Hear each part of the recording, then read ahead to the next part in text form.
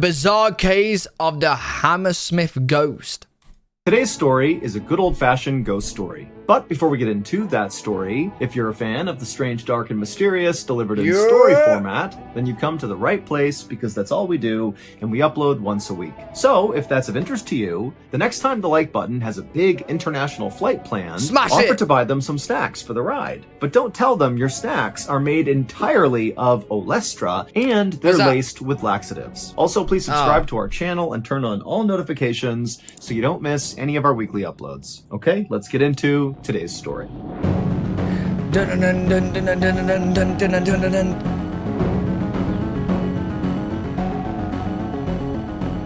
The Hammersmith ghost.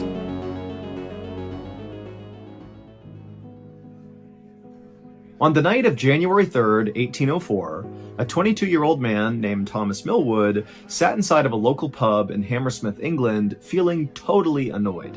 Now, normally, Thomas was a very upbeat and social person. He worked as a bricklayer, and basically every day after work, he would meet up with his friends at this pub. They would have some drinks and share stories and laugh. It would be a great time.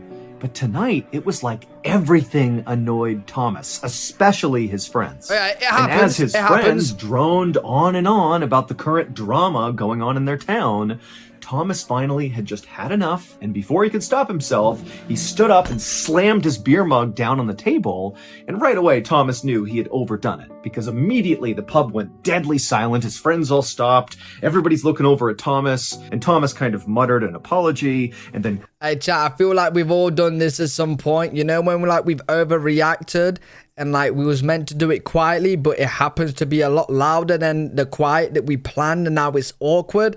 I feel Thomas on this. Quickly grabbed his coat, he stood up and just began walking like he was going to leave the pub. And the pub, again, is totally silent as he's walking, and then right as he's about to go out the door, his friends broke the tense silence in the pub, and they called out to him and said, "Hey, be careful out there."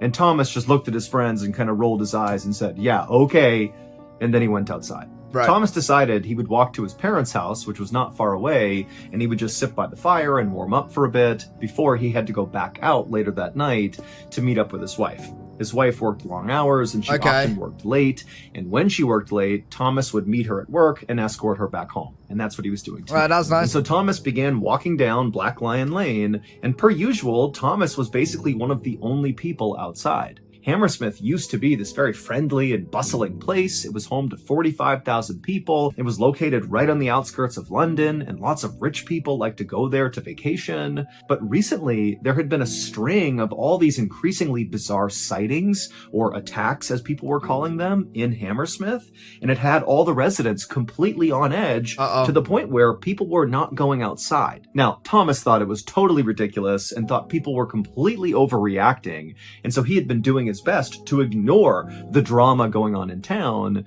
but it was getting harder and harder to do that. As Thomas rounded a corner, he nearly walked into two men that were walking the other direction. And when Thomas looked up to say he was sorry, one of the men screamed, "Get back!" And he was holding a club in his hand, and the other guy had a pistol in his waist, and he had his hand on the pistol grip. Wait, how long ago in the UK was this? Because we don't walk around with pistols. Did he say what date? This has got to be like the goddamn 1300s or something. The 1800s? Yesterday. Oh. Thomas instinctively threw his hands up to show he was not a threat, at which point the man lowered his club, and the other guy took his hand off his pistol, and one of them said to Thomas, "Hey, it's dangerous to be out here alone. You should not be out here by yourself." And then before Thomas could say anything to them, they quickly walked past him and disappeared around the corner. By now, Thomas was only a few houses away from his parents' house, and so he just kind of brushed off the incident and sped walked his way to his parents' house, kind of cursing the two men under his breath for their ridiculous warning about how dangerous it was out here. A minute later, Thomas arrived at his parents' house, and he walked up to the door, and normally his parents would keep the door unlocked. Wait, where's his wife? When he tried it, it was locked, and then a second later, he heard his sister, Anne, inside the house coming to the door, and she called out through the door, "Who's there?" And Thomas is like, "It's me, Anne." But apparently that was not enough, and Anne called through the door, "Well, I don't know if it's really you, so back up so I can see you through the peephole." Yo, what is going on in this town, bro? Everyone's freaked out. Everyone's free. Do you know what this is reminding me of right now, chat? Like the outside of here. Do you know what this is reminding me of? Have any of you guys seen a really good TV show called From? Please tell me you have. It's kind of underrated, so probably not many people have seen it. From. It's basically got like monsters on the outside of the houses that they can't come in, and they try and mimic like your family and that to try and get in and then kill you, right? If you haven't seen it, watch it. It's really good and underrated. It's called From. From. Really, really, really good TV show. Thomas rolled his eyes, but he did what his sister asked. He stepped back and allowed her to see his whole person through the peephole, at which point he heard Anne fumbling with the lock. The door was unlocked. She opened it up. Thomas stepped inside, and his sister immediately shut and locked the door behind him. And her first question to Thomas was, well, did you see it? Thomas immediately wished he had not come to his parents' house to avoid talking about this stupid topic. But he realized that if he had gone back to his house, he likely would have gotten the same question from his mother-in-law, who lived with him and his wife. Yo, I thought he went out to go meet his wife. Did he forget that part? Because he didn't get his wife. Because actually, it didn't really seem to matter where you went in Hammersmith or who you talked to, because the conversation was always going to be the same. It was going to be about these attacks, because the people of Hammersmith were absolutely convinced these attacks were being committed by a ghost. It all started about 2 months earlier when somebody spotted this mysterious figure lurking in the church cemetery. And Thomas thought really the hysteria should have stopped right then and there, because only a couple of days after the sighting, it was figured out that the figure was actually just the butcher's son. And he was just dressing up in women's clothes, walking around in the cemetery to scare his friends. It was a prank. That was it. But the hysteria in town did not go away, because a week after this first weird sighting, there was another sighting in the cemetery. A local chimney sweep said he saw someone walking around in the cemetery who disappeared into the ground. Now, admittedly, a lot of people in Hammersmith, when they heard about this second... Hey, yo, chat, are you guys thinking of what I'm thinking? This town would be absolutely amazing to troll. Like, think of all the funny things you can do. You could go tapping on the windows, knock on the door, like, knock them out. Like, you can, like, be acting weird. Bro, they sound, like, this whole town sounds so scared. They ain't even seen anything. They're not even opening the doors. They ain't even seen anything. They don't know what's going on. And sighting, they did kind of brush it off as just hysterical. Oh, they've all got scared from a guy dressing as a woman to scare their friends. And they're not opening the doors.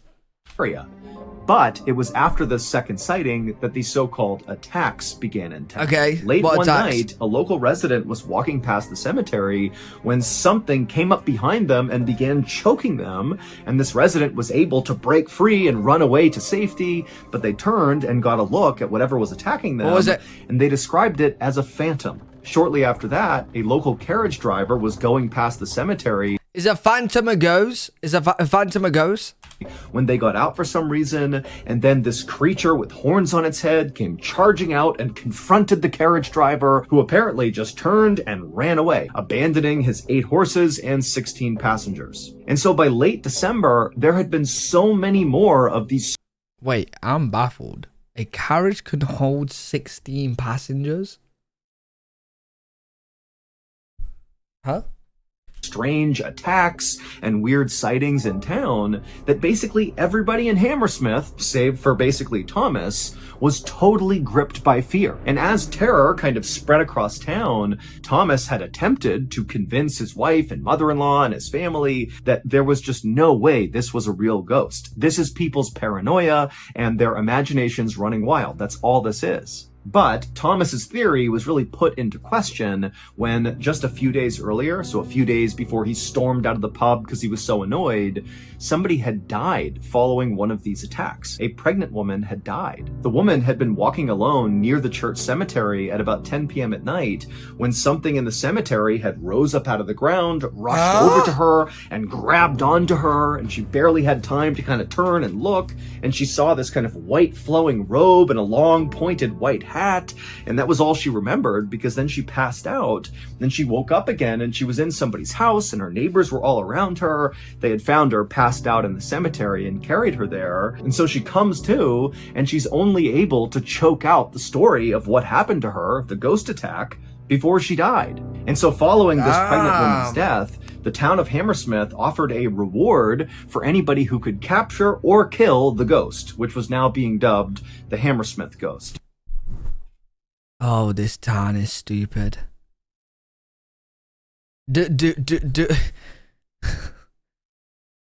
This town's very stupid. Don't worry, guys, we got a reward. All you gotta do is capture or kill the ghost. Huh? Bro, what? Like, what do you mean? What? How are you meant to capture or kill a ghost? It's a ghost, mate. The night watchman began doing extra patrols. In fact, those two men that Thomas had turned the corner and bumped into, one guy had the club, the other guy had a gun, those guys were on their own patrol. And so the ghost and how to capture or kill it was basically the only thing people in Hammersmith wanted to talk about, and it totally annoyed Thomas. It was what was being talked about at the pub by his friends. When he got so mad, he slammed the cup down and left the pub. Oh my god, Thomas is the ghost, and it's like a werewolf thing. So when he's sleeping, he becomes the ghost. When he's awake, he doesn't realize, and then he's not. That's why he's kind of like, because it's in the back of his mind, like he subconsciously knows. To Thomas, the idea of capturing or killing a ghost made no sense, because a ghost is not real. Now, by this point, the butcher's son had come out and said, look, I didn't do any of these other attacks. That's not me. I only did the first one. And he had an alibi to prove it. But to Thomas, this didn't rule out that the ghost was not a person. To Thomas, he just felt like, okay, then there's somebody else in town that's just copying the butcher's son's prank, except obviously they've taken the pranks too far because they've gotten someone killed. At about 10 p.m., Thomas was inside of his parents' house, sitting by the fire, just kind of beginning to doze off. And as he sat there, he thought to himself how little he wanted to go out into the freezing cold night to go walk with his wife all the way back home. He'd much rather just stay here and sleep for the night and let his wife walk home on her own. But when he floated this idea to his sister Anne, who was standing nearby, she exploded on him and was like, are you kidding me? You're gonna let your wife walk home alone in this environment? She's gonna be the next victim of the Hammersmith ghost. Get out there and protect your wife. Thomas was like, okay. And he got up, he grabbed his jacket, and he walked outside. As soon as Thomas was outside, he was feeling so annoyed at the current situation that he found himself thinking, you know what? If I run into that stupid Hammersmith ghost, the person disguised as a ghost, I'm gonna bum rush them and beat them up. And it will. Yo, I thought he was gonna say he's gonna bomb him. Yo, imagine people in Hammersmith town looking out their windows and they just see Thomas just humping a ghost. Like, I'm gonna fucking bomb that ghost. I'm gonna bomb it so good, man. Disguised as a Screw ghost. that ghost. I'm gonna bum rush them and beat them up. And it will prove to the entire town that there was never any ghost. It was just a person the whole time. And so Thomas began walking briskly down the road. He turned onto Black Lion Lane, and immediately he saw this big bush off to the side of the road on the sidewalk. And he could have sworn behind this bush, there was something or someone crouched down, like they were trying to hide. And so Thomas stopped and he squinted in the direction of this bush. Wait, Thomas.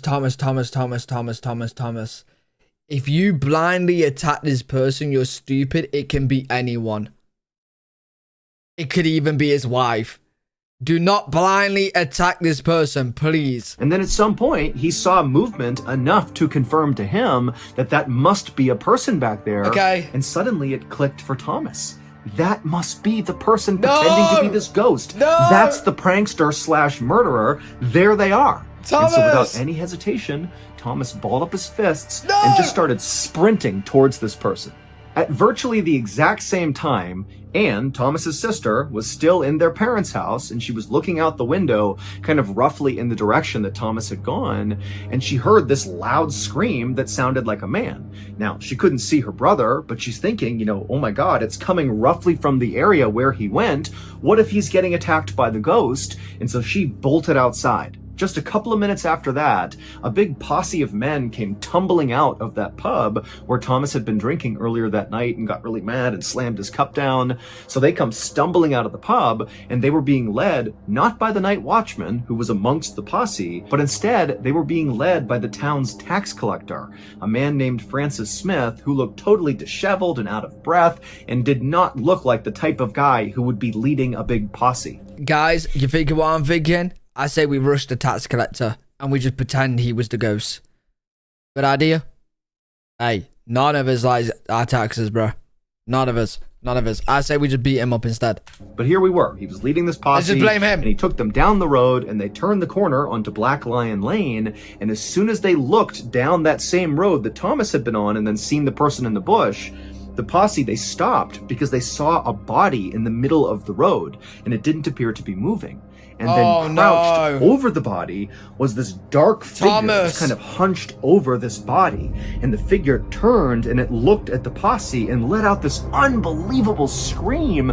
And the posse just kind of backed up and didn't know what to do. But then the night watchman broke ranks and just began sprinting at the creature that was perched over the body. And the watchman tackled the creature onto the ground and kind of pinned it there. At the same time, the rest of the posse, seeing an opening, rushed over to the body in the road to see if maybe they were alive and if maybe they could help this person. But unfortunately, when they got to the body, they could tell this person was dead. The posse believed they had just discovered the latest victim of the Hammersmith ghost and the Hammersmith ghost themselves, the black creature that the watchman tackled onto the ground. But they were wrong. When Thomas had rounded the corner onto Black Lion Lane and he looked into that bush and he saw that figure moving around, it really was a person. It was not a ghost, it was a human being. It was Francis Smith, the town's tax collector, and he was hiding behind the bush. However, Francis was not hiding behind the bush because he was pretending to be the Hammersmith ghost, like Thomas was assuming, which is why he ran after him. Instead, Francis was hiding behind that bush because he was basically laying in wait for the Hammersmith ghost. He was hoping the ghost would walk past him and he could run out and capture or kill this thing and get the reward. Basically, so you're telling me everyone's got the idea of capturing this ghost, and now they just ended up killing each other. Great idea, guys. Do you not want to let each other know your plans? Jesus, because you're just capturing each other. Basically, Francis was doing the same thing Thomas was doing. The only difference was Francis actually believed in the ghost and Thomas did not. And it was just Thomas's bad luck that that night he had chosen to wear his all-white work clothes, which to Francis, who's hiding in the bush, terrified and waiting for the ghost, he sees Thomas in these white clothes and he was absolutely convinced he was the Hammersmith ghost. Oh, do you reckon so when the Thomas two men spotted each other, they both attacked, except Francis had a rifle. And so when Thomas ran up to him to basically punch him in the face, Francis just raised his gun and fired. And the bullet hit Thomas directly in the face, which killed him instantly. But after shooting and killing Thomas, Francis had no idea that it was a real person. He was so jacked up on adrenaline that he did think he shot the ghost, but didn't know if the ghost was actually dead or not. And he didn't want to be alone when he checked. So he just turned and ran to the pub, gathered up the posse and said, "Hey, I got the ghost, come on." And they all ran back to Black Lion Lane. And when they got there, Thomas's sister, Anne, who heard that scream, she had made it to her brother's body, and she was the creature crouched over him, screaming out of grief. That's all she was doing. She had just found her dead brother. And hey, note to self, chat. If anybody's ever in a neighborhood and you're all being haunted by a ghost and everyone's going crazy over the fact that the ghost is outside and it's basically aligning with the story, just move out. Just move out, because it obviously turns everybody fucking crazy, bro. They've just killed each other. Was reacting to it when the watchman tackled her to the ground. But luckily, the posse quickly realized this is not a ghost, this is Thomas and his sister, and so his sister was not harmed. And so, on January 11th, 1804, Francis Smith was found guilty of murder and sentenced to death. But 5 weeks later, the King of England would pardon Francis and shorten his sentence to just 1 year. How have we gone from extreme to extreme? Did he suck off the king? You go from sentence to death, right? Crazy, the worst it could be, to 1 year. Gee, what the fuck is going on? Hammersmith ghost incident was debated for more than 150 years, and ultimately it led to a modern-day ruling that says a person is allowed to use self-defense if they truly and reasonably believe they're in danger, even if they are wrong about the danger they face. The true identity of the Hammersmith ghost, not the very first one, which we Oh, I'm sorry, officer. I killed the guy that was jogging to me because I thought he was a ghost and I'm scared of them. Don't worry, Lewis. You just get 1 year now. What? What are you talking about? know was the butcher's son, but all the other instances, all the other attacks, well, it would turn out it was the town's shoemaker who would confess to his crime following Thomas's murder. He would tell people that the only reason he did it was to get revenge on his apprentices who had really badly scared his children by telling them ghost stories. Jeez. Oh my god, this story was just actually messed up. This is, bro, you know what? I feel so bad for Thomas, bro. Thomas was the only guy not thinking it was a ghost and was thinking it was actually a person. The whole time thought it was a ghost and not a person. Thomas was the smartest one here. And then he tried just finding the person that was doing it just so the town shut up and got killed for it. And then it turned out it was a person. It was a shoemaker. Crazy, bro. Feel bad for Thomas. Damn.